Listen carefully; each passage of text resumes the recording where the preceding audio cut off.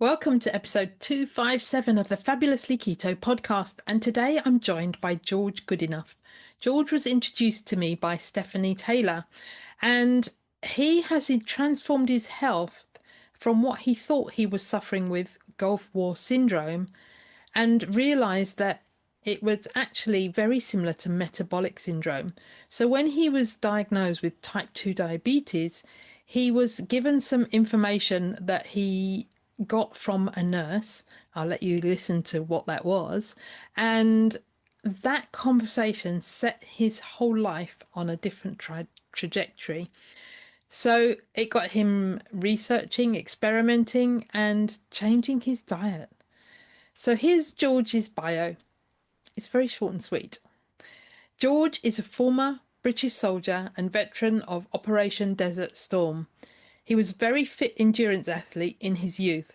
By age 56, his health had deteriorated to the point of being a morbidly obese type 2 diabetic, waiting to die. Then a nurse told him, all carbs are sugar, and the rest is history.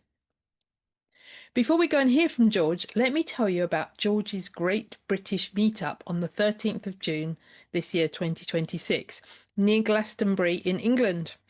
George is bringing together internationally recognised leaders and respected voices in the carnivore, keto and metabolic health space to deliver a day of education, inspiration and community. For more information, go to tickettailor.com/events/ the Great British Meetups with an S on the end /209 2149 209 2149. The link is in the show notes so that you can just click on it. Go to fabulouslyketo.com/podcast/257. So let's go and hear from George.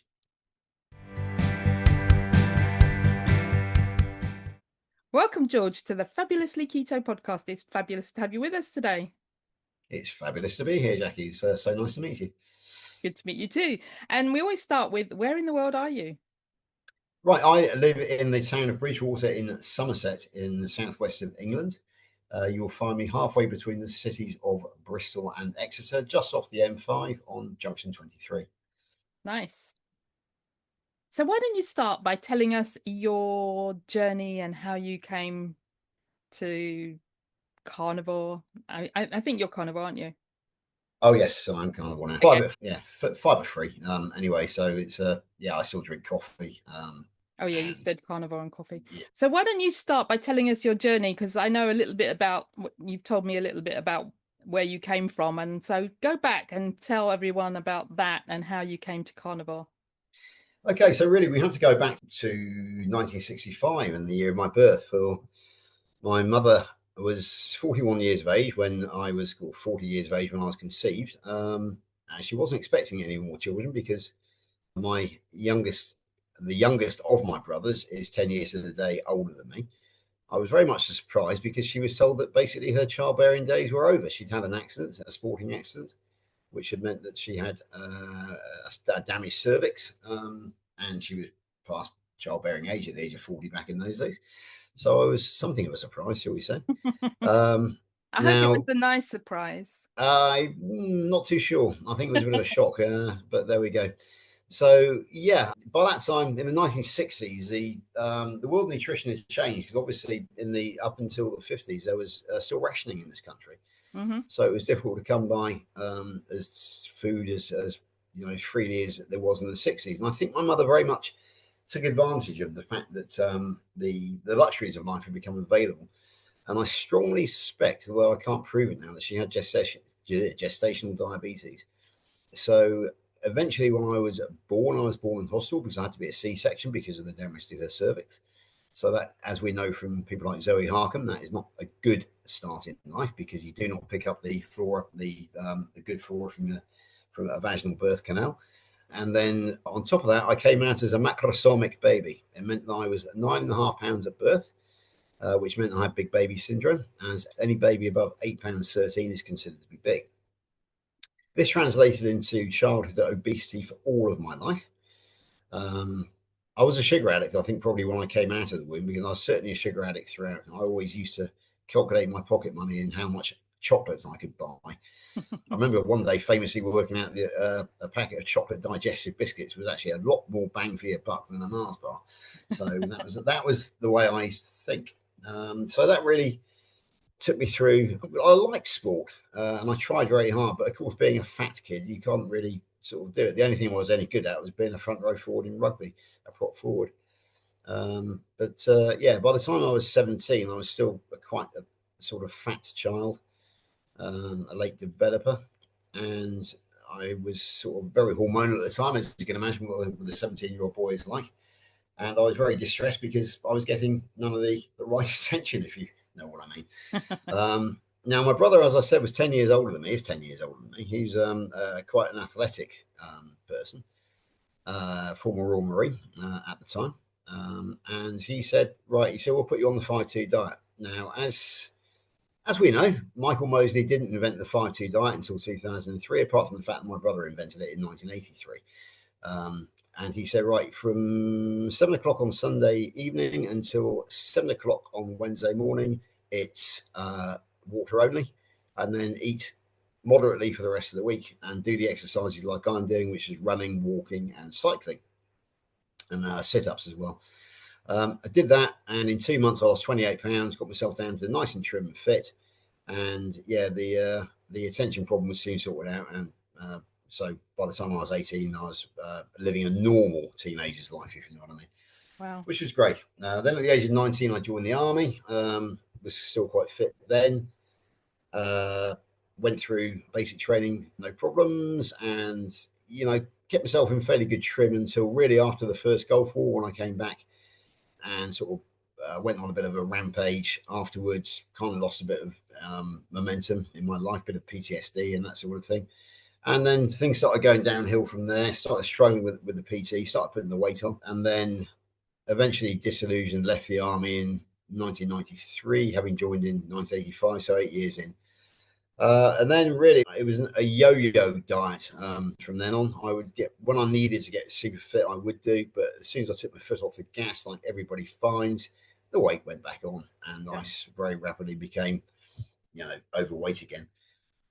This kind of came to a head when I was 40 in 2006 in Beirut, because I was married by this time, and I was over there in the aftermath of the revolution, looking after the interests of the European Commissioner. I was part of the close protection, an armed close protection team, so I had to keep myself very fit for getting in and out of cars, that sort of thing. So I was looking after myself. But then the war, I was over here back home with my wife when the 2006 war between Israel and Hezbollah kicked off. And I basically decided that I was too old, too married, I'd inherited 2 orphan children from their father beforehand. And I felt it wasn't fair for me to return back into a war zone, because it would put too much pressure on them. And at the age of 40, I was getting on a bit anyway. So I retired from the bodyguard mercenary trade, whichever way you want to look at it.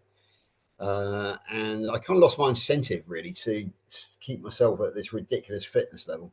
So I started eating normally, pizza, pasta, rice, chili con carne, pot noodles, you name it, I was eating it. Plenty of roast dinner and roast potatoes and all this triple decker bread sandwiches, because they're easy for work, aren't they?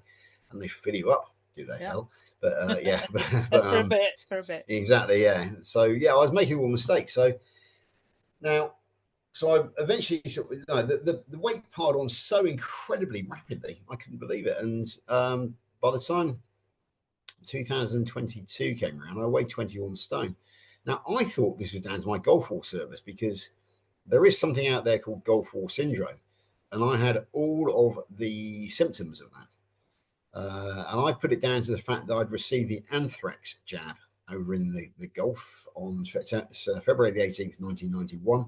It crippled me down my left-hand side for about 24 hours and then went away.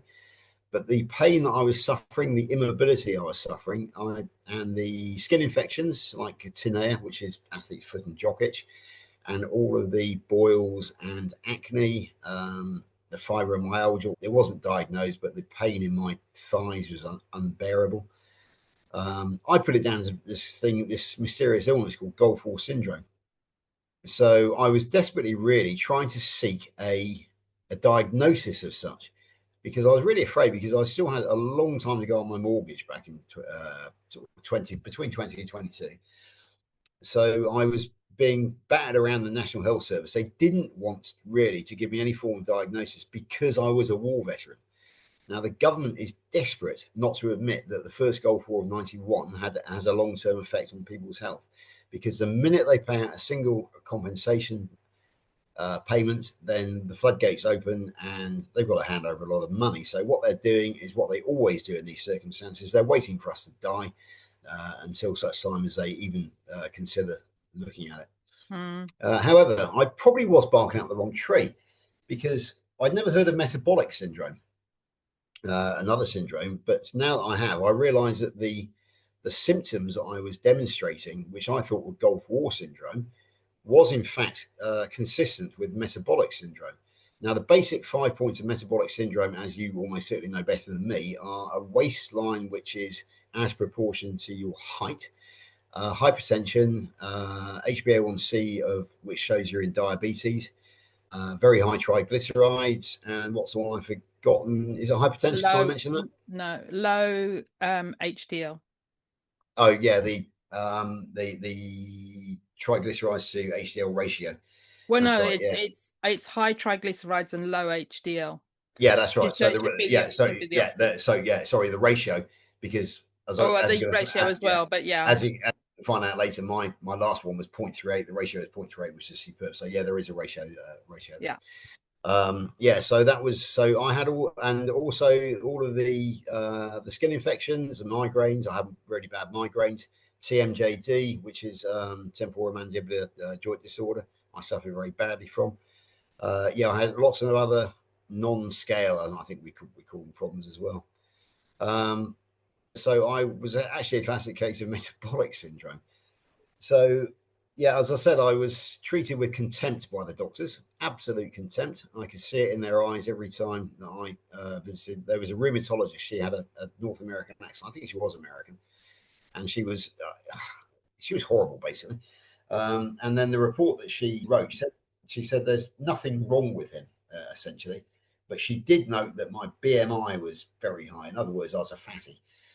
Fair enough. Okay. And I could barely move by this time.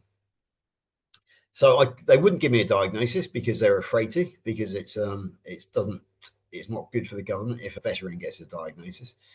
So I was kind of lost. And then eventually I turned myself into my actual practice, and I had some blood tests, and a doctor phoned me back.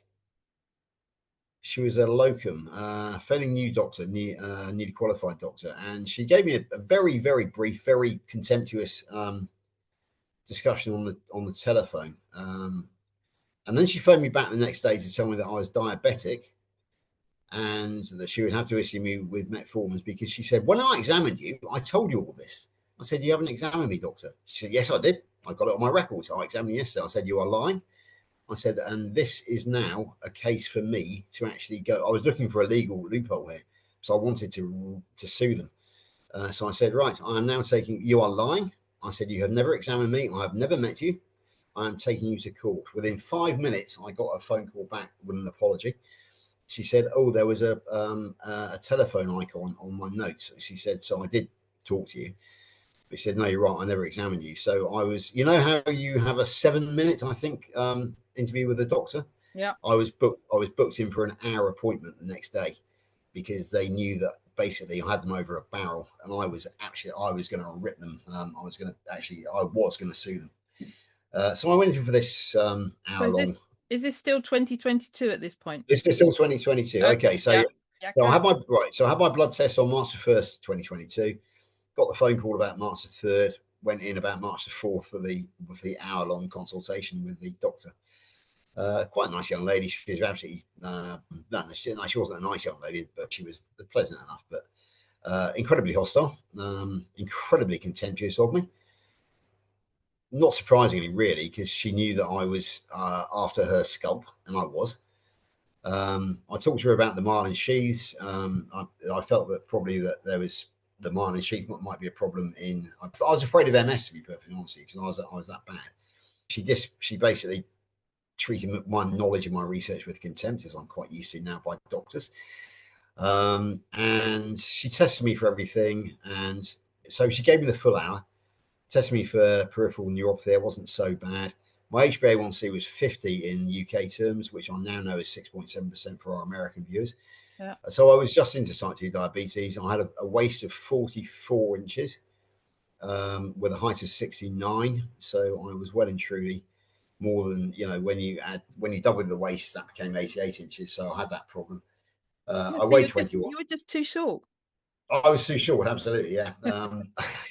I weighed 21 stone, which was 133 kilos or 293 pounds. So I'm giving so many interviews now that I'm used to giving all three.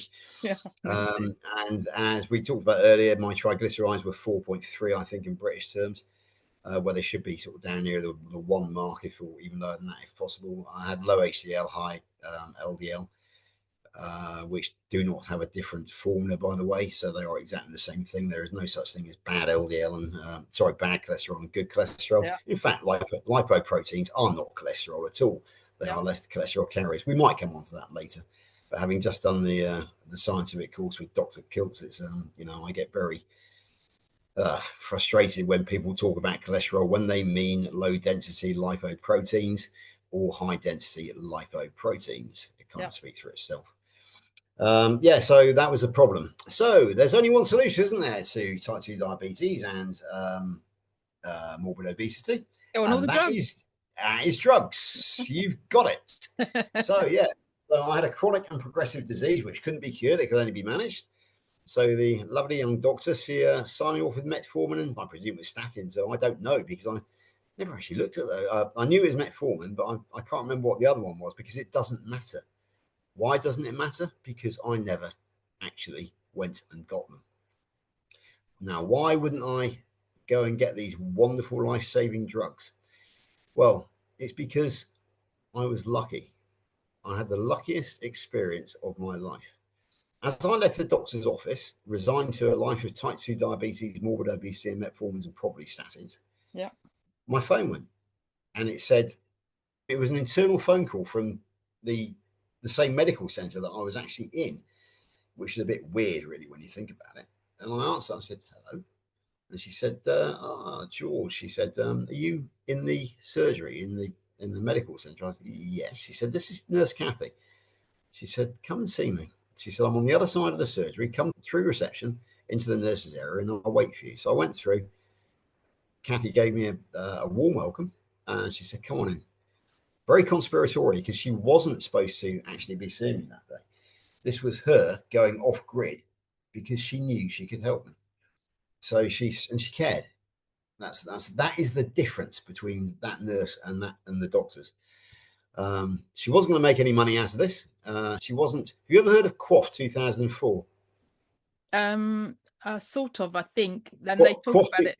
They talk about it at the PHC conference, but the QOF 2004 is a quality outcomes something. It's either forum or foundation or something like that. But it's how corrupt the NHS is. Basically, they get paid for diagnosing people who are ill. They do not get paid for diagnosing, for saying, no, this person is okay. So if they can say that somebody is obese, I think they get £2 per person. So they want you obese. If they can say that somebody's got diabetes, again, they get paid they get paid for issuing these drugs.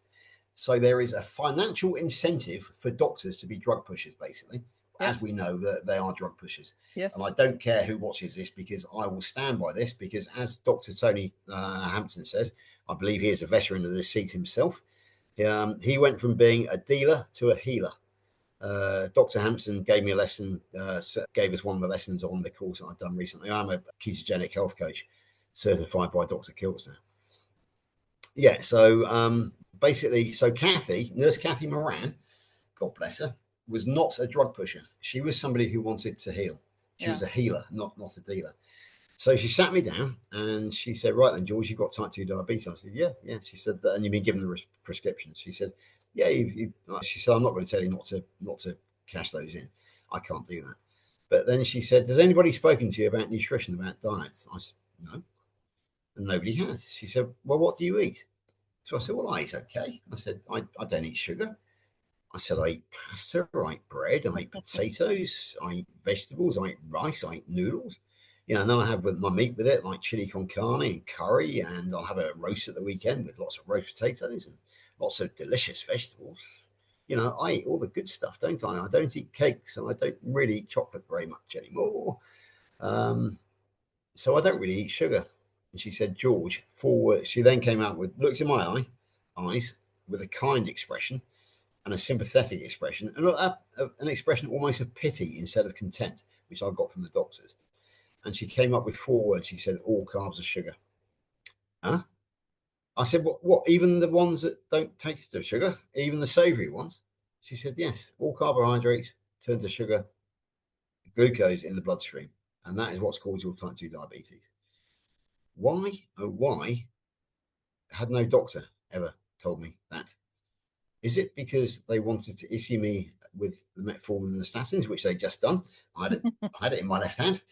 So anyway, there was a light bulb moment, and it rang a bell with me. I'd watched a program which over in this country was quite popular back along, called The Hairy Bikers. And they were 2 chefs, 2 TV celebrity cooks. And back in 2010, remember we were in 2022 now. So 12 years earlier, I'd watched a program with them in which they introduced us to Professor Roy Taylor of Newcastle University. Mm-hmm. Now, Professor Roy Taylor, even in 2010, realized that type 2 diabetes was not a life sentence.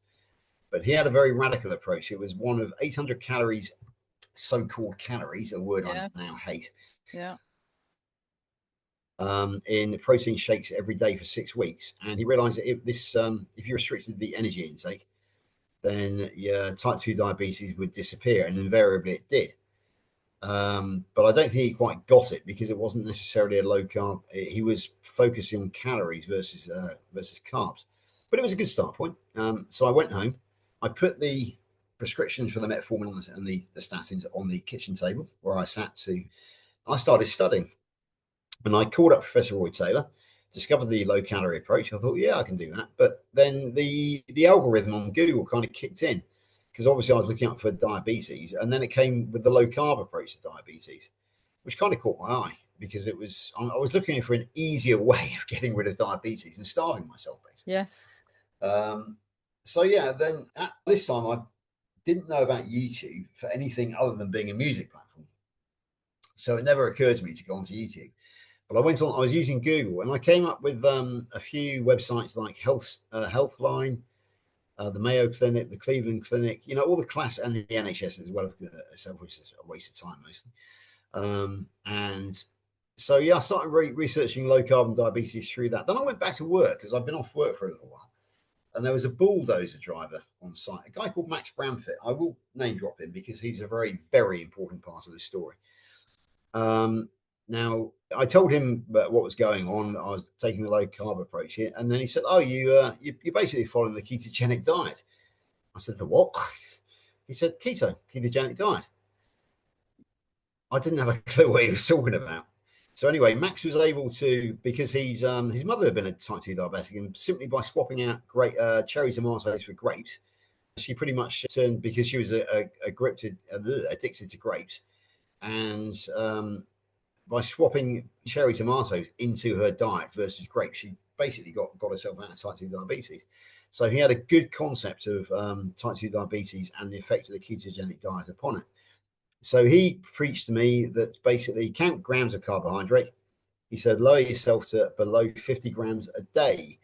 I remember on that day, I had a tin of oxtail soup with me, the stand oxtail, and he actually picked it up and said, 28 grams of carbs in there, George, that's over half your, that. So he taught me how to read food labels. Yeah. And he taught me the basics of the ketogenic diet. So I have a massive personal thank you to Max Bramfett, the bulldozer driver, who is more intelligent than any other doctor when it comes to any doctor when it comes to no, not any doctor, because there is Dr. David Unwin and Dr. Campbell Murdoch out there, they're both PhD. Dr. Campbell Murdoch's just up the road from me. I've just liaised with him, and we are going to be collaborating together in the future, which is nice because there are some sensible doctors. Even in the UK, there are some sensible doctors. Yeah, there's very, quite a very.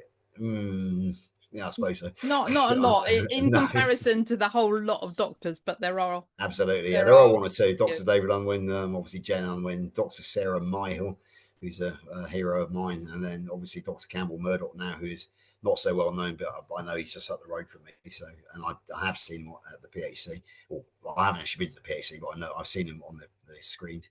And there's Dr. Peter Bagshaw over in Minehead as well, who is from the same way of thinking. Yeah, there are some doctors out there. There's Ruth Tapsell, who's also probably not far from you. Where did we get to? Why am I talking about Dr. Campbell Murdoch? Lost my train of thought. Good question. So we were talking about Max and how. Yeah. Oh yeah, sorry. Yeah. As a lay person, there's loads of lay people out there that know more than doctors. Exactly. So we can include ourselves in that. We certainly can do nowadays. There's no question about that. Right. So I'll go back to it. Yeah. So Max basically proved himself to be far more educated, should we say, not necessarily intelligent, because doctors are very good at learning stuff. The only problem is that everything they learn tends to be utter nonsense. The lies of the last 70 years, basically. So I'd go with 110, but there you go. Yeah, what you mean? Are you talking about since Procter and Gamble brought Crisco into the in 1911? Well, since Rockefeller started the Flexner report back in and then the 1909, the Federal Reserve. Absolutely, I studied that just the other day. Yeah, the good old Flexner report, along with Andrew Carnegie and Henry Ford, I believe. Those are the three: the steel magnate, the car man, and the pharmaceutical. Well, not the oil man. The oil man. Obviously, Rockefeller was, and obviously the byproduct of that was plastics. Therefore, he decided that allopathic medicine should be the only medicine tool that would be allowed to us. And this obviously came out roughly the same time as Procter and Gamble introduced Crisco into So it kind of all came together. Yeah, so yeah, I would agree with you. But obviously, when I said the 70 years, I'm going back to our great friend Ansel Keys, who was the Time magazine Man of the Year in 1961. He decided to save the world because Eisenhower had a heart attack in 1955, and Keys was mates with Dr. Paul Wright, who was Eisenhower's personal physician. So he was given access to the corridors of power, decided that he would come up with a diet heart hypothesis, lied about the 7-nation study. He in fact studied 22 nations and cherry-picked the 7 he wanted, became the hero of the hour in 1961, Time magazine, was then influential for the next certainly 18 years, right up until the William McGovern report in 1977, when poor old Professor John Yudkin, who'd written Pure, White and Deadly in 1970 or 71, 70, I can't remember now, but he was a hero, a very modest man from London, was called to the McGovern report because he believed that sugar and not saturated fat was the problem. Ansel Keys did a very good political character assassination on him. He was brought up before McGovern. McGovern said, everything you just said goes against everything my doctor has ever taught me. And Yudkin was dismissed into basically political oblivion. And so the McGovern report led to the 1980s dietary guidelines. And what's happened since then? The consumption of saturated fat has gone downwards like that. And every chronic illness has gone upwards like that. But apparently it's still saturated fat is still the deadly enemy. And we are not allowed to eat red meat or saturated fat. And seed oils are heart healthy because of the 1946 Jack Benny show when Procter and Gamble were basically the sponsors of it. And the American Heart Association was the benefactor. They went from being a penniless, tiny organization to being a multi-million-pound charity overnight. And basically, they were bought out by Procter and Gamble, who were responsible for seed oils. So suddenly, seed oils immediately became heart healthy because the American Heart Association were pushing them.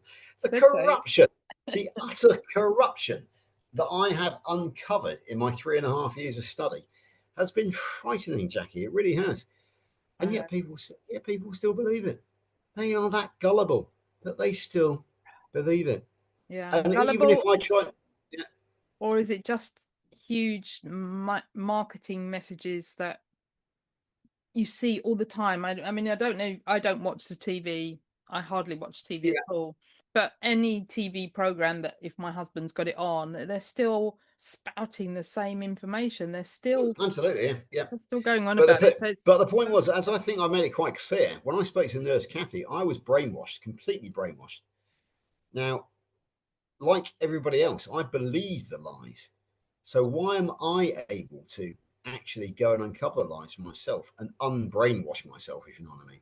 And these yeah, people are not prepared to do so. I'm sorry, but I've got very little sympathy for these people. I really don't have. Well, it's not their fault because that's what they've been told. It was what I was told. It was what you were told. But we have had the courage, the moral fortitude to actually go out there and discover it for ourselves. But yeah, the masses haven't, and I get pushback all the time, especially with people within my own social circle who don't want to give up their carbs. And I gave up drinking earlier on this year, in fact, having carried on drinking for 3 years. And they want the old George back. They want the old fat George. They want their comfort zone. yeah, because They it makes don't them feel better. exactly. So I've got very little time, I'm afraid, for people who say, "Oh, but science says this and that, and science says that." When actually, no, I am the living, walking proof 8.5 stone lighter now than what I was. That's basically the science is wrong because I am the science, as Professor Barkay would say, because I am the walking experiment. And so it goes without saying that I lost 8.5 stone. I started off at 21 stone. I was below 12.5 stone this morning. In American terms, 293 pounds down to 173. In kilos, from 133 down to just under 80 kilos this morning. So I'm the living water. Oh yeah, and also my waist went from 44 inches. I'm now at 34 inches with a belt. I'm about 33 inches, 32 inches if I really squeeze. But basically double that. 34 times 2, 68. I'm 69 inches in height, so I'm now double my waist size is now 1 inch below my height. Yeah, I am the living, walking proof that what we do, which is therapeutic carbohydrate restriction, as Dr. Nelson Vasquez has taught me to call it, versus carnivore, because carnivore's kind of dramatic and sort of sounds a bit sort of caveman, chest beating sort of thing. So yeah, therapeutic carbohydrate restriction. I prefer that term now, and that's what I've adopted, and that's how I've cured myself. But yeah. people still don't want to believe me. They don't want to believe me. No, because it means giving up all those foods that they like to eat or they Mm. believe that they like to eat. No, I think people do like to eat them, but Yeah, you've got absolutely. to Fish get and chips, curry, takeaway curries, takeaway Chineses, Domino's pizzas, all the takeaways, kebabs, there's sort of stuff I used to live on basically. And they're all soaked in seed oils, which is basically diesel fuel, diesel lubricants. Because Rudolf Diesel, when he first demonstrated his first prototype diesel engine in a Paris exhibition in the last century, can't remember exactly the date, maybe about 1896. He ran his diesel engine on peanut oil. So basically, seed oils are a diesel fuel or an engine lubricant. And apparently, you can actually run diesel engines now on retired chip shop oil. There's a joke that basically you can tell when somebody's using illegal biodiesel for when it's going down the street because the exhaust will smell of the chip shop. So yeah, do we really want to be putting diesel fuel into our bodies, Jackie? Do you want to carry on putting diesel into your body? Is the diesel's a pretty good fuel for the diesel engine? Would you agree with me? I do. Yeah. I do Would you agree. agree? Would you therefore agree with me? It's a pretty good fuel for the human body as well. Yeah, maybe not. Maybe not. No, exactly. Yeah. Yeah. I So there we think, go. This is a conundrum that we have. yeah. And it's been pushed and pushed and pushed, and it continues to be pushed, and it's really upset. I find it upsetting, really, and especially if you want to go out to eat, and sometimes we do because of social Absolutely. Yeah. things, and I used to in the beginning, I used to say, oh, I don't want vegetable oils, cook it in butter, and all things like that, and now I go out so little that I just think, you know what, I'm not going to worry about it. I'm just not going to worry about it anymore. Yeah. Oh, yeah. And I Exactly. just try and Yeah. avoid eating out. I've got my local restaurant up the road, the Tudor Hotel. I've known the family now for 50. How old am I? 60. I've known them now for 55 years, 56 years actually, because Andrew, the one of the proprietors, was the first young man I sat next to in primary school, and I know the family very well. And basically, they've seen the miracle happen for me. They know what it's all about. They know I'm carnivore now, and they cater for me, which is very nice. Most places I go, I only go to really steakhouses now, and the occasional Mediterranean restaurant. But I always make sure that I get as clean as possible. So I'll go for a grilled steak, for example. Never any sides. Or if they insist on bringing the sides, they just go back to the kitchen. Simple as that. So, But certainly the restaurants I've got trained, the Green Olive restaurant in which is a Turkish restaurant here in Bridgewater, when they bring me the mixed grill, they know not to bring any sides or salad. Sometimes I'll have a sort of meze of starters, which will be parmak kofta, which is sausage. And then there's another one, sucuk izgara, which is a Turkish sausage, and then halloumi, and the other one sometimes I have is arnavut, which is a grilled lamb's liver. So I can make a good, a good meal out by being selective.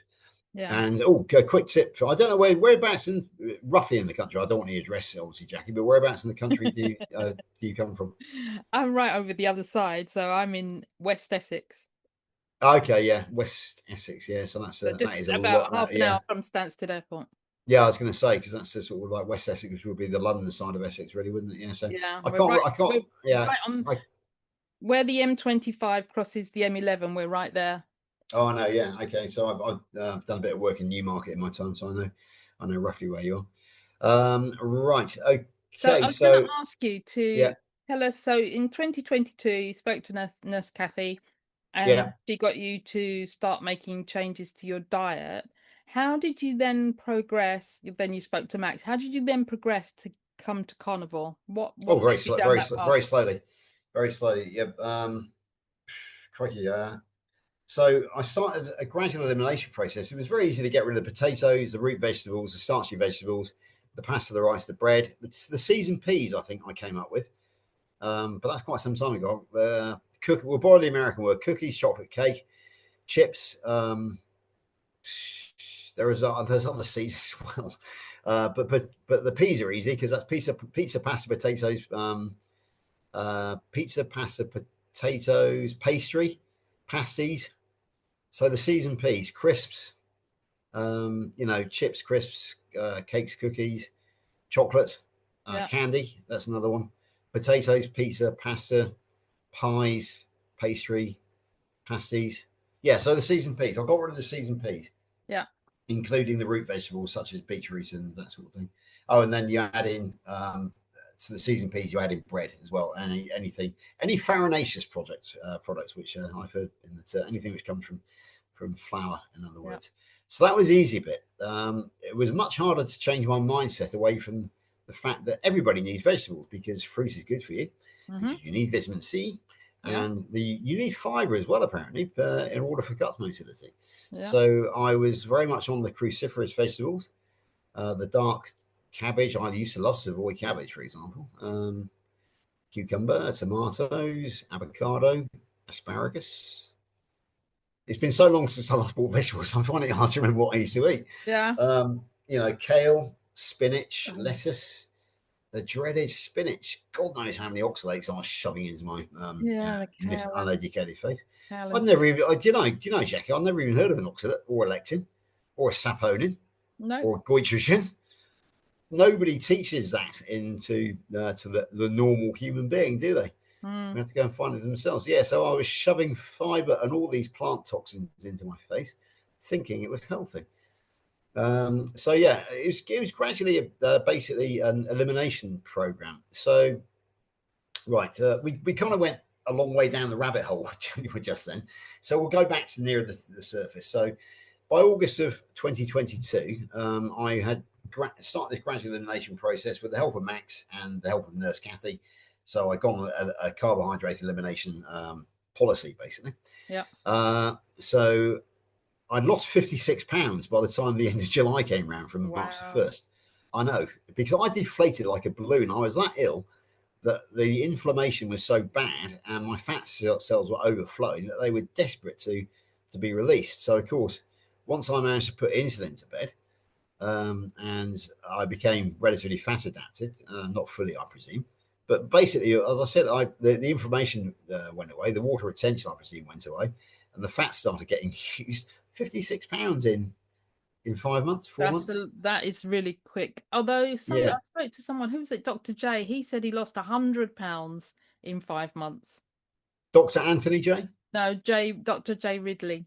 Oh, no, okay, yeah, fair enough. Yeah, he lost 100 pounds in 5 months, which is massive. Yeah. I mean, yeah, exactly. So it was double of what I did, but yeah, I was very happy at 56 pounds, obviously. Yeah, gosh. I was actually confident enough to be cheeky and go back to my primary care provider, as the Americans call it, my GP surgery. I've become so embroiled in the American community now that it's very hard for me to remember what the British terms are. Yeah, so I went back to my GP surgery and I very cheeky requested an out of turn, if you like, reassessment of my bloods. They agreed to it because I told them that I really felt that I was confident that things were going in the right direction. So I booked it in at the end of July. And on August the 4th, I went back and had my blood tests. Can't remember who did them for me now, whether it was a healthcare assistant or a nurse. But yeah, the blood tests were sent off for analysis. This was August 4th, and I was told that on August the 22nd, I'd receive a phone call from Nurse Richard, we'll call him. Catherine Rand left by this time. She moved on. So Nurse Richard was then responsible for my diabetes. He was going to be my point of reference.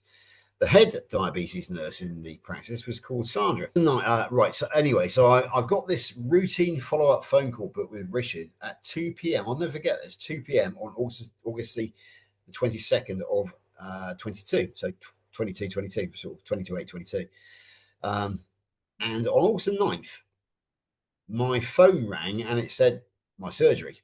So I thought, okay. So I answered this, and it was Sandra, the head diabetes nurse, the head of the team. She said, George, she said, I need to speak to you urgently. Okay. So I thought, oh no, obviously what I'm doing is wrong and it's caused real complications in my blood. So I was prepared at that point to give it all up and go back onto the metformin or whatever. And I said, should I be worried, Sandra? She said, no. She said, no, quite the opposite. She said, but I need to speak to you urgently. I said, well, what about? She said, I need to know what you've done. I said, what do you mean? She said, you're not diabetic anymore. She said, you lost 56 pounds and you are no longer diabetic. She said, you're not even pre-diabetic. Just to put some context in here, you probably know that the so-called imaginary pre-diabetes is an HbA1c of 42 to 48. And anything above 48, 49 and above is diabetes. So remember, I was 50 in March. So I was in the diabetic range. I was 36 by August the 4th. Wow. So 6 points below type 2, pre-diabetes. And apparently my HDL had gone up considerably. My triglycerides had dropped considerably. Obviously, my waist had gone down. I think it's probably about 38 inches by that point from 44, which I was very happy with, actually. Yeah. And she said, what have you done? She said, we've never seen these results before. I said, I've gone low carb. She said, what do you mean? I said, I've started eliminating carbohydrates from my diet. Okay. So she sort of like asked me what I'd eliminated, the seasoned peas like we just spoke about. Yeah.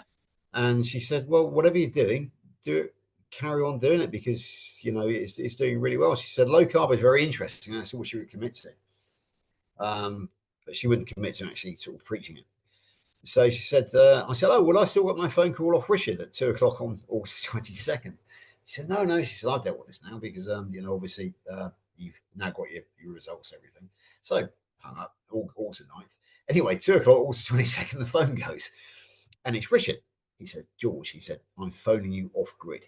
I'm not supposed to be making this phone call because it's been dealt with. He said, conspiratorial again, just like Kathy was. He said, I just need to know. What did you do? And I had to explain the whole story again to him. And he said, that's amazing. So I'd love to have you in to talk to my other type 2 diabetes patients. I said, no, you can't do that, Richard, because I'm going against the guidelines. And he said, yeah, you're absolutely right. So that was the first sign that I was on the right path, a long way down the right path, to be perfectly honest.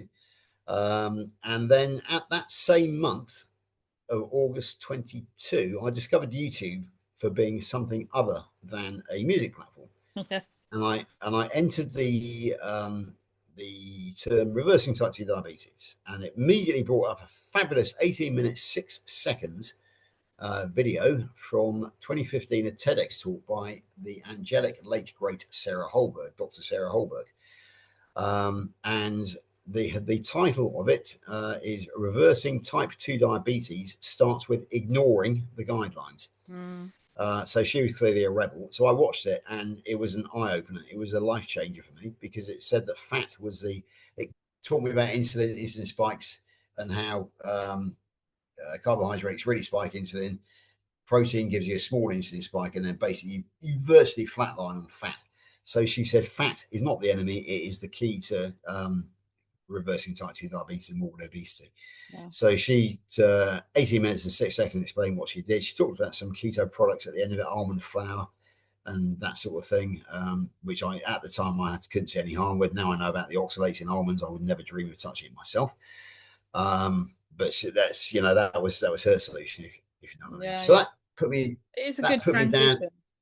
Yeah, it's very good. It's good. You have to transition. There's no question. If we go into the deep thought behind it, I'll teach you. I'm about to launch myself as a ketogenic lifestyle coach, and mindset will be the first thing I have to teach. Not diets, not recipes, mindset, because you've got to change your mindset. Yeah, and that's the hardest thing of all. You've got to lose the idea of calories. You've got to lose the idea that fruit is good for you. You've got to lose the idea that fiber is good for you. You've got to lose the ridiculous terms of breakfast, lunch, and tea, because that is an artificial construct. So mindset is very important to change, and you cannot, if you jump straight into the carnivore diet, it's a bit crazy, because you haven't really changed your mindset. So you're very likely to experience all the bad aspects of it, like the keto flu, or in other words, carbohydrate withdrawal.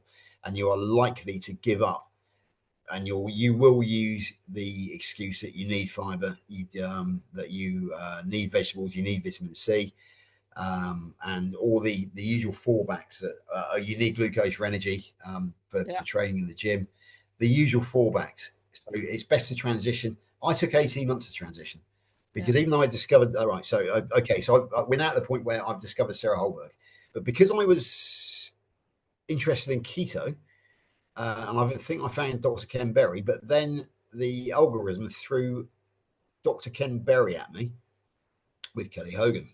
And the title of that one was "Woman Eats Only Meat for 13 Years." And this happens. And that really caught my eye. I'd never heard the term carnivore before. And I don't think that even that one mentions carnivore in the title. And I watched it, and I was stunned, because obviously we'll probably in this space know Kelly now. And she is an absolutely stunning 45, 46-year-old now, I think. But she was morbidly obese like I was, back in her 20s. And she was one of the original, was it Charles Washington, zeroing in on carbs? Am I right in thinking that? I haven't heard that name, Charles Washington. I think it was Charles Washington zeroing. He was, it was kind of they didn't have things like we have now back in those days, but it was a podcast or something. And it was called Zeroing In on Carbs. And she started in the same year as Dr. Lisa Wiedemann with this. I think it was Charles Washington. I keep wanting to say Charles Atlas, because you might remember him as being the bodybuilder. But no, I'm fairly sure it was Charles Washington. So she started in sort of 16, 17, because, she was 13 years by the time I watched this video in 22. Maybe it was a year old. So maybe 4 years down the line. Maybe she's 17 years in that, Kelly, anyway. Yeah. So it was very, very dramatic. She's My Zero Carb Life, by the way, on YouTube. I used to watch it, but I haven't got time anymore. So I've got too many personal friends now that I've got to catch up with. Many of whom some of whom you've actually interviewed. Because as you know, it's my friend Stephanie who nominated me without my permission for this interview. But I'm very, very glad she did it, honestly. I do love giving interviews. So I discovered this one, and then because I liked that one and I watched it twice, the algorithm got hold of me, thank God. And up came dear old Anthony Chafee, Plants Are Trying to Kill You. And then up came all of the carnivore stuff, Jason Fung, the intermittent fasting, all the doctors, basically. Yes. Absolute gratitude to those doctors. 3 years down the line, 22 to 25. 3 years down the line. don't watch them anymore because I've gone past that. The only doctor I watch now is my personal friend, which is Dr. Kilts. More of which later. And I tend to watch my mates now because I've got so many YouTube friends out there who are all producing themselves. I'm sorry, I haven't got time to watch anybody who isn't my friend. And and that's it. That includes all the doctors. Thank you very much for your service, doctors, but I'll take it from here is my attitude. So yeah, I discovered carnivore, but I was doing so well on keto that I didn't really see the need to go carnivore. Because what would be the advantage? I didn't see any. So for the next year, I kind of then sort of started thinking more about it. I cut out a few the cruciferous vegetables. By the time next summer came around, I was very much enjoying my very meaty barbecues out in my little courtyard or our little courtyard garden because I'm married to a lovely carnivore called Laney, who is a cancer sufferer, a great friend of Stephanie's, who anybody who's watched Stephanie's Tale will know about her stage 4 ovarian cancer. Yeah. Laney and Stephanie are very close personal friends. Stephanie is a very close personal friend of ours. We go out to dinner. She lives about an hour from us in Wales, and they are cancer sisters. So she has followed Stephanie down the Professor Thomas Seyfried and Otto Warburg route. So she is pretty strict carnivore now herself, and keeping cancer at bay. Not only that, but living the best of her life. How can I best say this? She's got more energy now than she did when she was perfectly healthy. If you know what I mean? Yeah. A great friend of ours a recent friend of ours over in America called Rocking Coach Amy. Amy Davis is a techno whiz kid, IT whiz kid, and yesterday she produced a new carnivore Avenger because she actually creates these cartoon characters through AI. You've got the Captain Prime Rib and various other things, and the T-Bone Titan. But because Laney had a mastectomy through her breast cancer, she decided that she wanted to become Wonder One Boob Woman. So Wonder Woman with one boob. And Amy actually created this Avenger for her with her own song. And there is a 30-second video going viral doing the rounds on Facebook as we speak of Laney dressed in pink and covered in the breast cancer pink ribbon. Yeah. Rescuing the world, basically. She is now a carnivore superhero. So if you get a chance, if you personally get a chance to watch this after this, Jackie, go and find it. Find it either on my Facebook. Come and join me because obviously I'll accept you, George Goodenough, and you'll find it on there or Laney Bridges Goodenough. And yeah, it's quite hilarious, really. Or go to Rocking Coach Amy on YouTube and look at her shorts because there's quite a few on there. She herself is Bacon Woman, and our great mate Erin, who has the unlikely name of Booby Goats on as her YouTube channel. And she is Bacon Woman and Butter Girl the other way around. I think they do it together. Interesting story about Erin. She accidentally ended up with the name Booby Goat because she was trying to spell Bobby at the time. So, but instead of a double B, she ended up with a double O. Liked it so much that she kept it. So there we go. But a couple of great friends of mine in the Kilts Mighty Tribe community over in America. So Laney was is a carnivore herself. So we were to go back to the story of the meaty barbecues back in the summer of 23 with my favorite cucumber, tomato, not so much lettuce because that's basically nature's toilet paper. But certainly cucumbers, tomato, onion as well. I loved the raw onion. I'm a sucker for raw onion. Yeah. I still had those, and so I was quite happy with that because there's no harm in fibre, is there?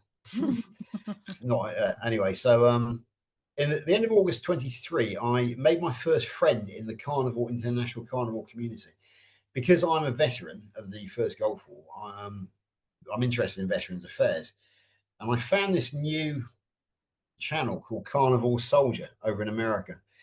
So I hooked up with the with him through comments, and it turned out it was a chap called Larry All Hands, who was a retired submariner from the U.S. Navy, but his second career militarily was in the Texas National Guard, which is what we would probably call the Territorial Army. And he retired as a Chief Warrant Officer Class 2, so he was quite high up in the non-commissioned ranks. So he was discharged or left, was in a real mess. He was on what they call a walking profile, couldn't run anymore. Discovered the carnivore diet, started sprinting again, wished he was back in the army, but started carnivore soldier. So I became one of his very first friends in the international community. And I gave him his very first interview and mine as well on YouTube, which was episode 1 of Mission Carnivore, which was the aim to bring the carnivore diets to veterans who were suffering the same sort of mental health and physical health problems that I was at the start of this interview. Or at least, I wasn't. I was okay at the start of this interview, but I wasn't okay when the story started. I did the first episode of Mission Carnivore. Very proud to say that Anthony Chafee did episode 2, so I beat Anthony to the. That's one race I beat him anyway. Now, interesting enough, I was still sort of what they call that horrible word ketovore, which is a word I hate, because basically you can actually be a herbivore and still in the state of keto. So ketovore is a meaningless bit of nonsense invented by, we won't say who, but I know who it was. And it's that, and me being a linguist, I absolutely despise it, because all it does is it's confusing, because you can be a herbivore and still be in a condition of keto. So you can be ketovore even though you're vegan. So it is utter nonsense. It really is. What you should be saying is that you're a hypercarnivore, because hypercarnivores are any animal which feeds off another animal for more than 70% of its nutrition. Yes. Yeah, so forget ketovore, we'll have hypercarnivore. So I was hypercarnivore really when I was talking to Larry, and he accepted it because I'd done very well. He was very impressed. I was still eating some rubbish at the time. I was eating a dish called frikadellen, which is a pre-cooked pork German burger, which still had rapeseed oil, or what they call canola oil, in it. Seed oils. I was eating, a lot of hard-boiled eggs. Nothing really wrong with that. Ham, processed ham. It was the easy stuff that you get. It wasn't the hard work stuff, like the ruminant meats, and it was cheap as well. Now the next morning, basically, Larry was then in a state of conflict of interest, because he didn't approve of what I was doing. But on the other hand, he couldn't really fault it because I'd achieved such amazing results. Yeah. So he woke up early the next morning because he couldn't sleep because of me. And he did a feedback video, soliloquy, a solo, in other words. He said 4:30 in the morning. He said, "Oh, Dark." He said, "Yesterday I met this amazing guy called George Goodenough." And he said, he went on, he said, "How can I tell a man he was wrong when he's achieved such a lot?" I thought, you clever so-and-so, Larry, because what you're doing is telling me that I was wrong. Yeah. And he made me go away and think about it. And he specifically mentioned the onions, actually. And I thought, yeah, he's right. I'm kind of playing at being the carnivore. So I went away, and that was the day, September 11th, 23. That was the day that I gave up all plant foods. So I can trace myself back to being fiber free on that particular day, September 11th, 23. I carried on drinking coffee. I carried on drinking alcohol for some time. So the carnivore police will not allow me to use the word carnivore, probably still to this day, because I'm still a heavy coffee drinker. But I can say that I was a fiber free hypercarnivore from that particular time, and that I am very much in the state of therapeutic carbohydrate restriction. So there we go. So yeah, September 11th, 23 was when I made the transition to carnivore. Yeah, so I'm happy with that. And what did you notice the difference? Because you weren't eating much in the way of veggies before that. So I'll tell you the most dramatic difference came 4 weeks later when I went to the Turkish restaurant, the Green Olive, which I told you about, where I only eat meat nowadays. But it's called the Green Olive, and you get complimentary olives. So they brought the complimentary olives, and I thought, keto, I'm used to eating them. So I had a handful of olives. So yeah, that was my only slip back into fiber since that day, because what happened about 4 hours later was quite dramatic. We don't need to go into graphic detail, but you can imagine that my microbiome, which had already changed, they reacted very violently against this introduction of this foul, disgusting thing called fiber. And they basically, the little guys in the boiler room downstairs, as my great mate Lynn Tucker Carnivore from South Carolina calls them, they started a riot and they kicked out the offending fibre at the other end. And it came out with well, you can imagine the result. It wasn't very pleasant for anybody in anywhere near me in the house. It wasn't even pleasant for me, to be perfectly honest. That thing followed me around the house for about half an hour. And that gave me the final lesson that I needed, that fibre is evil, and that I would never consume it ever again. And shortly after that, I discovered Zoe Harkin. What about fibre? I take it all from it. Has Zoe been on here? I think she has, hasn't she? Yeah, Yeah, episode 5, I think, or something. Yeah, so you know Zoe, you know about What About Fibre, and Yeah. she's absolutely hilarious. So I found that, and then that just confirmed what I knew about fibre anyway. So thanks Zoe for a bit of confirmation bias there for me. I've yet to meet Zoe. Maybe one day I will do. But she lives just across the walk from me in Cardiff. Yeah, they're not far. No, yeah, exactly. I know Zoe quite well. So yeah, brilliant. Okay, yeah, she's definitely a hero of mine. I'm sure that one day if I carry on with the trajectory I'm on, we're bound to cross paths. Yeah, so Zoe Harkin convinced me of the scientific reason for not eating fibre. The consumption of olives and my gut microbiome gave me all the information I really needed in my own N=1. So yeah, so we're in. It's really funny because I've been like carnivore.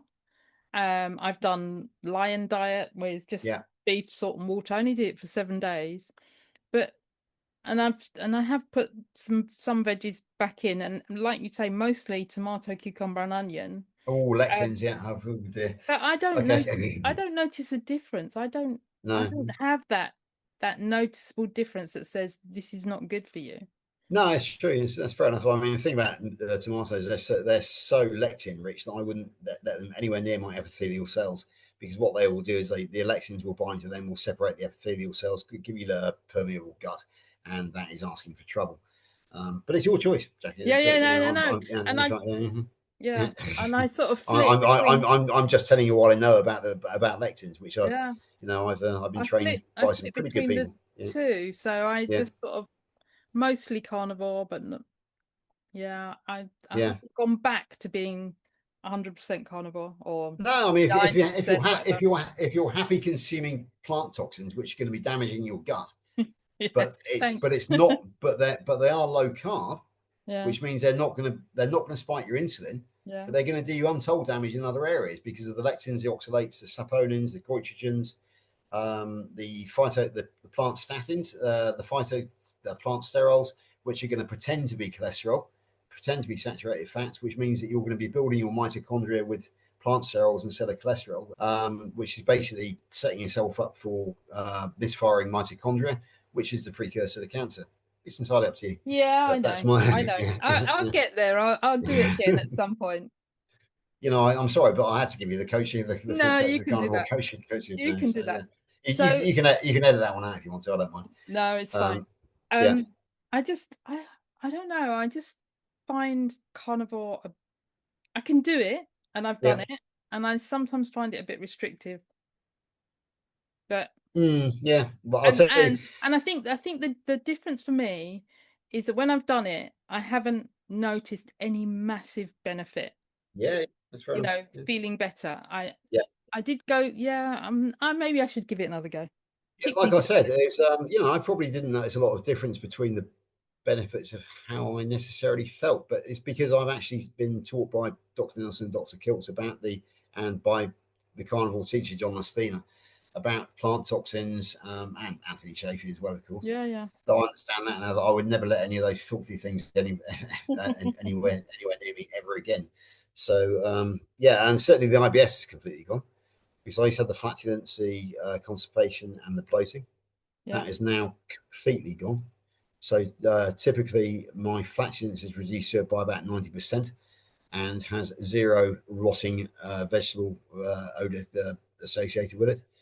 I average a trip to the bathroom for the number 2 purpose maybe 4 times a week. It's quick, painless, and there's no sitting there straining on the toilet anymore like they used to be. And there's no bloating anymore as well, because I remember when I back in the year 2000, before I was married to Laney, I was with another girl, and I remember I used to complain to her that I felt like I was carrying a breeze block around in my colon, and that was all that fiber rotting in my colon. Yeah. So yeah, Yeah. so that's yeah. So I managed to get rid of all of that. Okay, so we're up to August 23. Then I discovered Dave Mack, did a Dave Mack. Then sorry, wrong. I did discover Dave Mack, but he interviewed a young lady called Lauren Tucker, who she was only 30 at the time, I think. But she was very seriously ill, and she lives not far from me. And she invited anybody. She said, "I want to meet some more carnivores." This is from Dave Mack. She said, "Anybody, would reach out to me." So I thought, well, you're only just down the road, so I did. October the 30th, 2023, and she became my oldest friend in the UK community. Still is. I spoke to her yesterday. And then she had a very small WhatsApp group of another two, I think, people. So she added me to that. So we had a very tiny group of 4 people, one of whom lives over in Cambridgeshire, not far from you in Essex. And so we had a very small group. And then poor UK Carnivore guy also had a 6-person WhatsApp group. So Lauren approached him and we merged the 2 groups. So by the end of 23, we had a WhatsApp group of maybe we were 10 strong thereabouts. Then in 2024 was the year that the carnival really took off in this country. And there are WhatsApp groups popping up everywhere. I'm still friends with many of those people from that time. Yeah, so really 24 was the year that the carnival community in this country started building. I started doing interviews with Dave Mack twice, then DC Rebuilding over in Queensland. He became a friend of mine, a cancer sufferer himself. By this time, Laney was well and truly into her cancer journey. So yeah, 24 was a kind of a year of rebuilding. 23 into 24. Yeah, that's right. Then at the end of so another funny story. In May 24, Carl Day of the Primal Lifestyle gave me an interview, and he completely blindsided me because he'd just done an interview with Jacob McAteer, the raw carnivore. 100% raw carnivore. He only ate raw unless he was eating out with his girlfriend, when he would have it as rare as possible, as blue as possible. So Carl suddenly said to me, he said, "George, so I'm going to go raw next week. Do you fancy doing it?" I said, "No, I don't." I said, "Don't be so ridiculous. I'm doing great on carnivore." So he said, "Well, I'm going to do it anyway." And so when he actually decided to do it, I thought, I'll come out in sympathy with Carl. I'll give him a bit of support. So my shopping list that week was the usual stuff. I bought a couple of sirloin steaks from Aldi. It was, I can tell you. And I thought I'll give it a go. I'll eat one steak on Tuesday, one on Thursday, and just see what effects it has on me. Really enjoy them. No effects at all. No bad effects at all. But I was eating fairly normally in between. Following week, I decided, well, I'll give it a go. Then I'll buy 4. So I did that. Meanwhile, Carl had gone all in and given himself some quite severe gastrointestinal problems, eating 3 steaks a day instead of transitioning like any sensible person would. So yeah, he had to sort of like readjust. But I went from 4 to 6 to 8 to 10. So I was eating 2 raw steaks a day, Monday to Friday. I wasn't allowed to eat raw steaks at home because Laney, my wife, finds grosses her out, is the word she actually used at the time. Because it does a lot of people. So I actually then suddenly realised that I actually preferred eating raw, which I still do to this day. Laney has now got to the point where she's so used to it, I can sit at the table and eat with her. But at the weekends, when we eat like the roast lamb or the roast duck, that's obviously what I eat standard cooked meat then. Yeah. Or if she's actually cooking a top class ribeye or something, I will have it rare, seared on the outside, black and blue, as Dr. Coulson would call it, just to keep her happy, really. But my standard go-to meal now, I can say, I'll tell you, it's a raw 10 to 12 ounce steak, either usually a sirloin or a rump, depending on what's on offer at one of those butchers on wheels at the local market. We buy in bulk. Then I will, on top of that, I'll absolutely cover it in pink Himalayan or white sea salt, depending on what I've got, literally, so that it's actually covered, the whole thing. And there's no sort of, it's right the way across. Yeah. Then I'll add an American seasoning called Pluck, which is ground organ meats. It's very expensive and you can't get it over here. I did a diplomatic trip across the pond back in August, and I came back with some samples of that. So I'm still using those up at the moment. But that's basically dry ground organ meat, which is very good. And it's very tasty as well, actually. And then on top of that, I will put two duck eggs fried in tallow or beef dripping, as we call it, as my American friends call it, tallow. And that is my go-to meal. I may have that twice a day. What do you do with the fat on the steaks? Do you eat that raw as well? Yeah, absolutely. That's the best part of it. That is the healthiest part of it, because fat is the key to building your brain and also repairing your hormones. The lean meat is kind of the protein, so it's kind of incidental. To me, the lean meat is something which carries the fat. If I could actually just buy the fat and eat the fat, I probably would. Yeah. But I would have some protein, obviously, because you need about 20% protein as well for the amino acids. Because I cut the fat. I cut the fat off. Right, wait, don't get scared. I cut the fat off and I fry that first. Right. Nice Okay. and Yeah. crispy. And then I put, because my steak, I've always had it blue since I was very young. So as I said to my friend Maya, who sears her steaks so that they're really cooked, I say my steak is still going moo. Yeah, absolutely. Yeah. So I cook the fat more than the actual steak, because the steak I think, I just. Did you speak to Stephanie about this? I've got an idea she might do that as well. She might like to fry the fat. She spoke about the fat fast and cooking the fat. That's right. I've got an idea. I might be getting confused, but I've got an idea that she cut the fat off and fried it. I found that I like that more, but maybe I should just try it. I like, so one of the things at the PHC conference back in 2023, I think it was, in Sheffield. The lunch was just, it wasn't low carb at all. And so my friend and I, we went off to Tesco's and we were looking, right, what can we buy? And we ended up buying some mincemeat or ground beef and cheese slices. And then we just put the mincemeat raw in the cheese slices and rolled it up. And that was our lunch. And I ate that a lot at that time. Yeah, it's incredible. In a desperate situation, if you're looking for a quick carnivore style emergency lunch, then ignore your takeaways and your cafes. Go to the local supermarket, because you can buy pre-cooked chicken thighs, pre-roast topside, ham, as you said, the cheese and the minced beef you can eat raw with it as well. There's lots of options there, so there's no excuse really for having to go down the McDonald's or the takeaway route, or the Tesco, what do you call it, the Tesco meal deal, which is basically sandwiches, crisps, and a soda or Coca-Cola, whatever you want to call it. But I have never tried a steak raw, even though most of what, for me, it's just cooked very thinly on the outside. Yeah, I've had two 12-ounce rare rump steaks, because they were 2 weeks ago, because we're going back to the market tomorrow. It's a Friday market here. 2 weeks ago, the rump was on special offer, and there's quite a lot of fat on it for rump as well, which is good.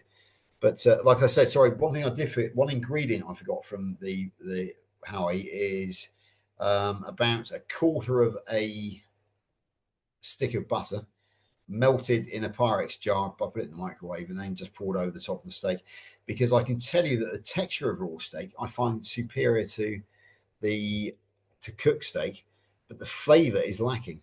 So what I do is I add the salt and the pluck and the butter to give the flavor. So with the added flavor and the superb texture of the raw fat and muscle meat, then I do prefer raw steak. One thing, because of the fascia, the connective tissue, in other words, you do need a good steak knife. Not for the fat, not for the lean meats, but for the connective tissue. Yeah. Otherwise, I think it's known as gristle when you actually when you cook it, isn't it? But I don't know if you've ever seen Sean Baker eating his steak, but he's got like a machete, and it's quite useful to have a heavy steak. But I wouldn't put anybody off it at all. I've been eating raw now since May of last year, so we're into the 18-month stage, and my gastrointestinal health has improved. There's been no pathogens. Again, there's an awful lot of people out there, even in the carnivore community, who want to tell you, because they don't fancy it themselves, they want to tell you it's bad for you. Even I'm one of Dr. Kiltz's health coaches. I'm a moderator on his channel. Whenever he talks about eating raw, it all kind of goes quiet in chat. I'm the one who says, I'm the one who eats raw. and nobody else wants to talk to me about it because they all. But we've been cooking meats for millions of years. It's basically them saying that they are grossed out by the idea as well. And a lot of them say I couldn't face it. Whereas Dr. Kills I can. It was quite amusing because the other day I told him I was sort of like, we had the usual thing. He said it's best to eat raw. So I came out and I said, I just had a raw steak, Dr. Kills, with 2 fried duck eggs fried in tallow. He came back to me and he said, why did you bother cooking the eggs, George? So anyway, I thought, right, I'll get you, Dr. Kills. So the next day I did my usual raw steak with the eggs. Apart from the fact that this time I separated the whites and the yolks, got rid of the whites because you can't really raw whites. Put the raw yolks on there, took a photograph, sent it to his PR assistant, Alia Wells, very good friend of mine. Oh yeah, and I said, tell Alia, show Dr. Kilsey's picture and tell him that is after his challenge yesterday, I did it, and she sort of hearted she said, I will do, and she did. So, yeah, so Dr. Kills got the message. He said, yeah. So, but I've gone back to eating fried duck eggs now because I just prefer them. Yeah. I've got no fault to eating fried duck eggs.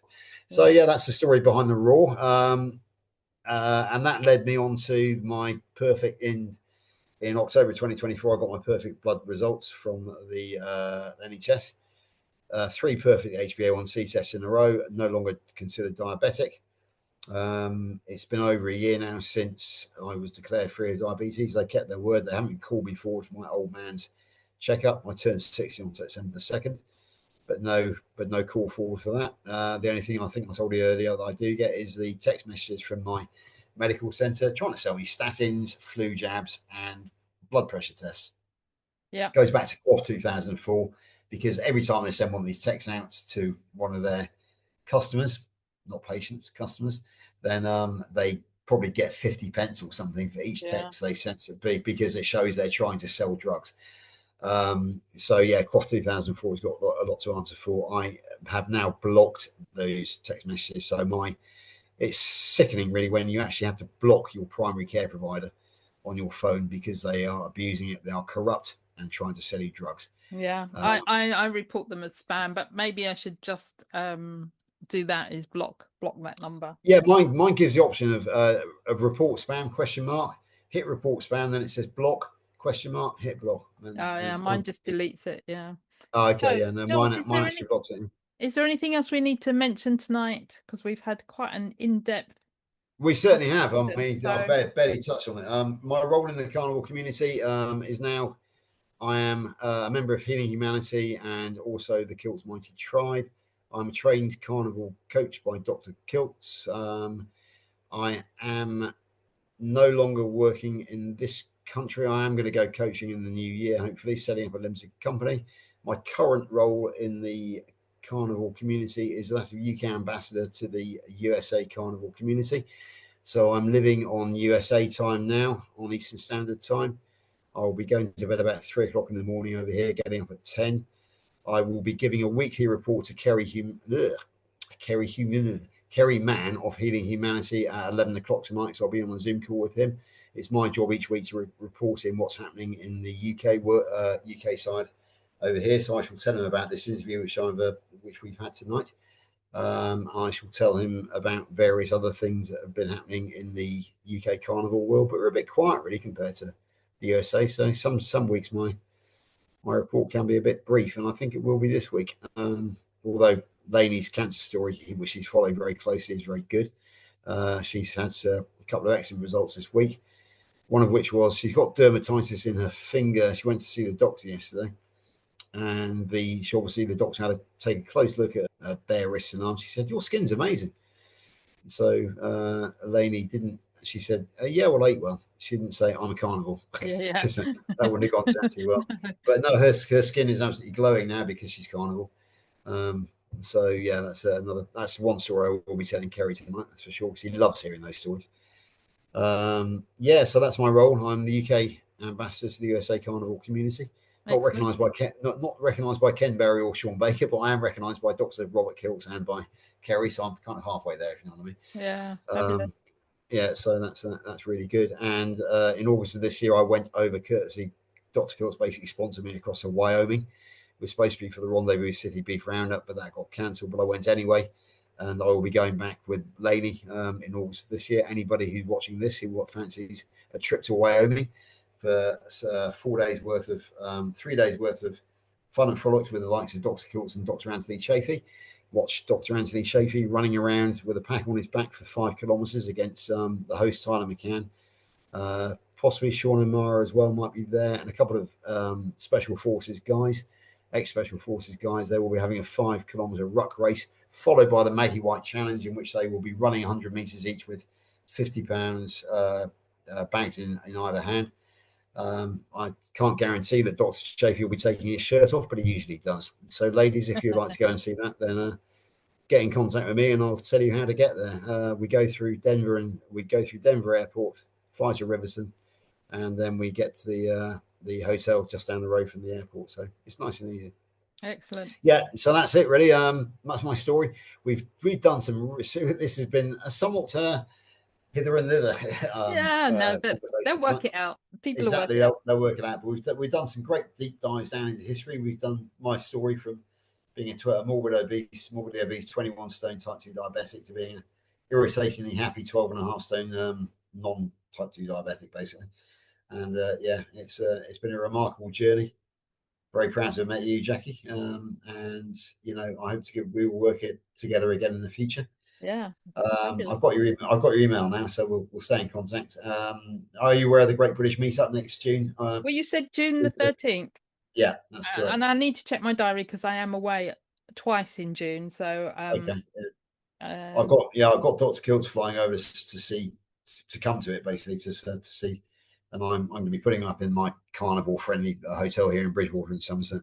I think it falls between my two holidays, so that might work well. You never know. Yeah. And I'm trying to bully Kerry into coming over, but he doesn't think he can justify it to Jen, his wife. So I don't think he'll be coming over. So how can people contact you? Right, Facebook, George Goodenough. Make sure that you in your own profile you've got a mention of Carnivore somewhere, because I've accepted people on in the past on the strength of a couple of mutual Carnivore friends, and it turns out that they had nothing to do with Carnivore. They just happened to be these people friends, and I started getting preached to. I started getting some very strange photographs, shall we say, a couple of marriage proposals. So Laney's picked up on that. So please make it clear that you're Carnivore if you do decide to come and look for me. George Goodenough, as you can see it on the screen here. You'll find me on Facebook. I'm unmistakable because I've got the cap on, and it describes me as being a ketogenic health coach. Goodenough for You is my channel on YouTube, which I'm just developing at the moment. You will find me all over American live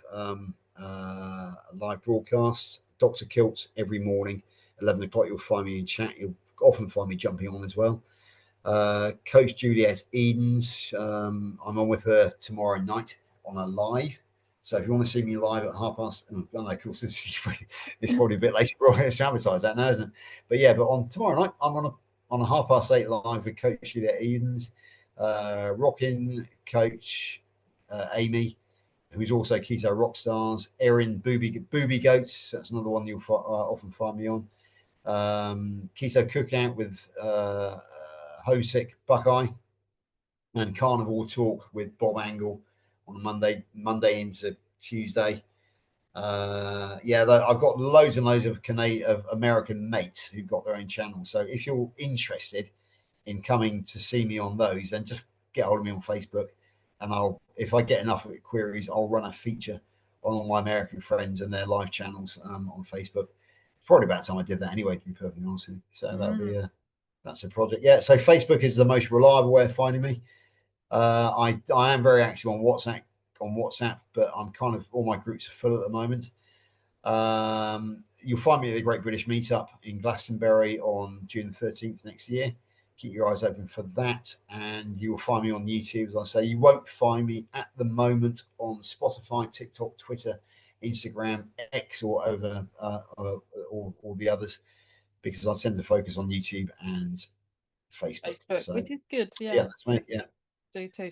So before we let you go, tell us your 3 top tips. Right. Okay. Yes, the 3 pillars of Carnivore. as I told my friend, the carnivore teacher John Laspina earlier on this year, who's very impressed. So the three pillars upon which I rest my carnivore are my why, the why that makes you cry, as Dr. Leesman calls it. Mine was type 2 diabetes, morbid obesity, and the fact that in the previous 2 months, I'd lost two very good friends, one who was 59, the other was 69, both dropped dead very suddenly. I realized that I was the heart attack waiting to happen. So I had a very strong why, which is very encouraging when you're afraid. Be afraid. That's a very good why. Secondly, research, and then on top of research. I've probably done upwards of 20,000 hours in 3.5 years since I've been doing this. I'm a former intelligence expert from the British Army, so I know how to research and analyze. And yeah, I research probably 3 to 4 hours every day, even to this day now. And so that's the second pillar, your why, your research. Pillar number 3, massively important, community. Get yourself friends, get yourself some like-thinking people. I've had to abandon some of my local friends here because they have a sense of loss, that they've lost the old fat, comfortable comfort zone George, who was a drinker down the pub with them. And now I have this massive community around the world, mostly in America, because they are a lot more friendly over there than we are. We tend to take things a bit seriously. We do very few live panel shows over here, which I'm going to try to change. We tend to sort of do the more serious interview type thing, whereas over in America, it's like you'll have somebody like Russ Mitchell, the homesick Buckeye. He'll go on and say, right, there's the link. You're free to come on. I can take up to 9 people. It becomes a house party, and we're all mates. We're all friends. And I'm known as the honorary American, the crazy Englishman who's up at 3 o'clock in our time in the morning. Yeah. But I'm doing basically what I'm doing is diplomatic work for amongst the American community. Yeah. And I'm now known as the UK ambassador. So it is very good, and it's so much more fun. Those house parties are absolutely crazy because we're underpinned by carnivore, but we go off on all sorts of life angles, like American football and horse racing, sometimes hunting, how to skin an animal and that sort of things. Obviously, they're a lot more. Yeah, they do it a lot, don't they? Yeah, they do a lot more over there. So it's all very interesting. The cowboy life, because I enjoyed that over in Wyoming when I was over there. So I put on the other day, I said, Nurse Lisa Russell, Lisa Russell Brands. She's quite famous over there, and her grandchildren said the other day that they wanted to be cowboys when they grew up. So in chat, I put, I want to be a cowboy when I grow up, and that was it. It just started a whole new line sort of thing, And then I put, I like horses, guns, and steaks. Do I get the job? And Russ said, "Yep, you sure do, George. You're a perfect cowboy." And it was we have a lot of we have a lot of fun like that. So yeah, fabulous. Yeah, I would encourage any of I'm not sure what your demographic is, whether it's mainly UK viewers, but please come and join us over in the States. It's so much fun. Or if you've got States viewers, then come and find me on the KMT, the Kills Mighty Tribe. It's a mixture. It's about half. Well, quarter Canadian, quarter American, quarter British, quarter Australian. So so we got the full four, the New Zealanders and South Korea, the other ones as well, of course. But I've got a lot of Canadian friends as well. I've got a lot of Canadian friends, one or two South African friends who live in the UK. I don't have any New Zealand friends because I'm not mates with Bart as such. He does know who I am, but I think he doesn't like the fact I eat raw. And Australia, I've got DC and Larry Holt, a couple of Australian friends. And America, I have friends from Southern California up to Maine, up in the Northeast. I was having a chat with my American buddies the other day. I think I'm missing Hawaii, and I'm not mates with Bill Knott in Alaska, so I can't really claim him. But I do know somebody. You have to get in touch with Maria Emmerich. She lives part of the time in. Is she? Oh, I didn't realise she was as well. Yeah. Okay. So, but I've got certainly from Washington State right the way through to Maine and up in that corner, right the way down to Florida. About half the carnivore population in America seems to live in Florida, and then right across the bottom through New Mexico into California, East Coast, all up the West Coast as well through California as well. It's like playing bingo with the American states, and I'm just missing a couple of numbers now, which is Alaska and Hawaii mainly. I think there may be a couple of other little states that I've missed, but I know I've definitely got New York and New Jersey covered, and Indiana, that's my mate Amy, Missouri, South Carolina, North Carolina. Yeah, I'm pretty well covered. Fabulous. George, thank you so much for your time. It's been Thank great you so much chatting with you. for having me on, Jackie. It's been great fun. And yeah, let's hope we can work again in the future, because I'm in this for the long haul, and I'm sure you are as well. Yeah, fabulous. Thank you. I really enjoyed this conversation with George, and it was fascinating to hear about that Gulf War syndrome being very similar to metabolic syndrome. So is it one or is it the other, or are they interlinked? It's really interesting to find out. And then about how his hearing how all carbs are sugar just set him on a different path of his life and led him down a path of research, experimentation, and ultimately that diet change that completely transformed his health. I love how he's got so involved in helping others, creating a community. And I agree with him that mindset is really important, and that community to help you keep on the path to success. I love that he started the Great British Meetup, and I am looking forward to going in June and to meet George himself and Laney, his wife, and Dr. Kiltz. I have my ticket, so if you'd love to join us, just go to tickettailor.com/events/ the Great British Meetups with an S on the end /209/2149. As I said before earlier, the link is in the show notes, fabulouslyketo.com/podcast/257. And since talking with George, and then I had an interview with Dr. Robert Kiltz himself, so that podcast will be coming up soon, I have been veering more towards carnivore. Not totally, I'm not 100% there yet, but much more back in that direction. I have been there before, and now I'm heading back there too. So hopefully meet you in June. If you're going, let me know and we shall meet up there.